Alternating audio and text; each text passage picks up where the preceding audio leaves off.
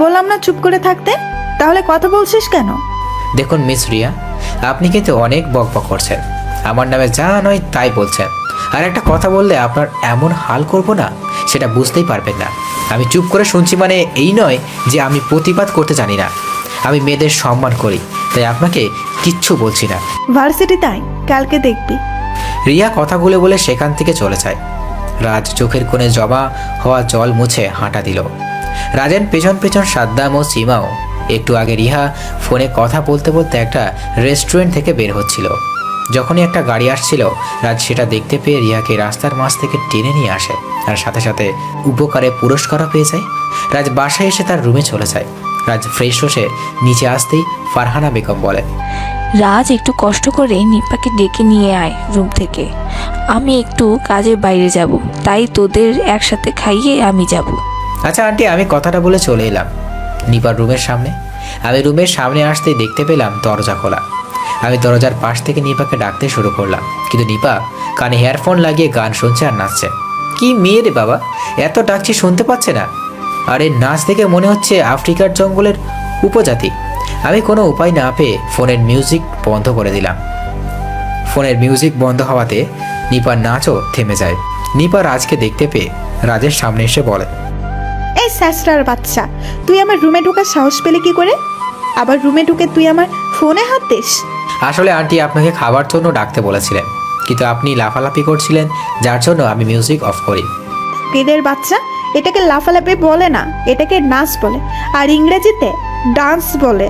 ও আচ্ছা, আপনার এমন লাফালাফি দেখে আমার জান হয়ে গেল একটা নাচ বলে।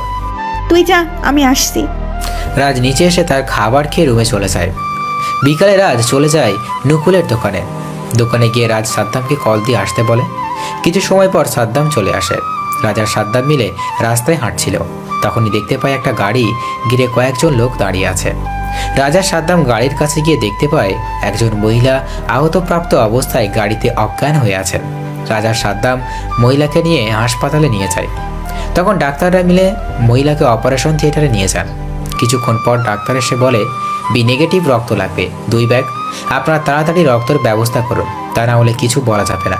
তখন রাজ ডাক্তারকে বলে, ডাক্তার, আমার রক্তের গ্রুপ বি নেগেটিভ, আমি রক্ত দিব, তবে ওনার যাতে কিছু না হয়। রাজ ডাক্তারের সাথে চলে যায়, আর সাদ্দাম মহিলার ফোন নিয়ে তার স্বামীকে কল দিয়ে জানিয়ে দিল। রাজ রক্ত দিয়ে এসে একজন লোককে আসতে দেখে সাদ্দামকে উদ্দেশ্য করে বলল, সাদ্দাম, তুই আমার কথাই দে, তুই কাউকে কিচ্ছু বলবি না, এমনকি আমার নামও বলবি না। মানে কি বলছিস কি তুই? আমি কিছুই বুঝতে পারছি না। কথা দিতে বলছি তোকে। আচ্ছা দিলাম। ধন্যবাদ বন্ধু, আমি গেলাম। গেলাম মানে? একটু পরেই বুঝতে পারবি তুই। রাজ কথাটা বলে সেখান থেকে চলে যায়, আর সাদ্দাম হ্যাবলার মতো তাকিয়ে আছে রাজের যাওয়ার দিকে। সাদ্দাম বসেছিল, তখন তার সামনে এসে কেউ বলে, আমার স্ত্রী কেমন আছে এখন? লোকটার কথা শুনে আমি অবাক হয়ে গেলাম, কারণ আমি যাকে সামনে দেখেছি সে রিহার বাবা, আর ওই মহিলা রিহার মা। হ্যাঁ আঙ্কেল, ওনার অপারেশন চলছে। ভয়ের কিছু নেই তো? না আঙ্কেল, মাথায় একটু আঘাত পেয়েছেন আর রক্তের দরকার ছিল, একজন রক্ত দিয়ে দিছে। সেলিম খান আর সাদ্দাম কথা বলছিল। 30 মিনিট পর তখনই রিহা আর নিপা হাসপাতালে আসে। রিহা তার বাবাকে বলে, বাবা, মায়ের কি হয়েছে? মা সুস্থ আছে তো? এই ছেলেটা বলল তেমন কিছু হয়নি, অপারেশন থিয়েটারে আছে। সাদ্দাম, তুই?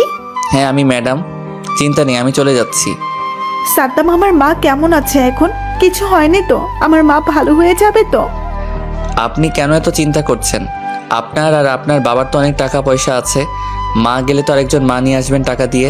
আসি আমি। সাদ্দাম কথাটি বলে সেখান থেকে চলে আসে।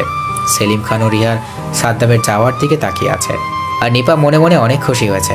কিছুক্ষণ পর ডাক্তার এসে বলে যায়, সঠিক সময়ে রক্ত নিয়ে আসার জন্য কিছু হয়নি, চিন্তা করবে না, ভয়ের কিছুই নেই, কিছুক্ষণ পরই জ্ঞান ফিরবে আসবে।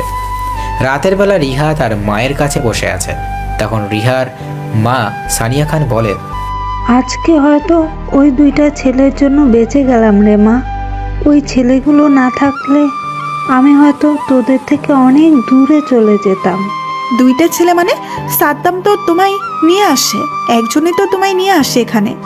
না, পথিমধ্যে আমার যখন কিছু সময়ের জন্য জ্ঞান ফিরে, তখন আমি 2টা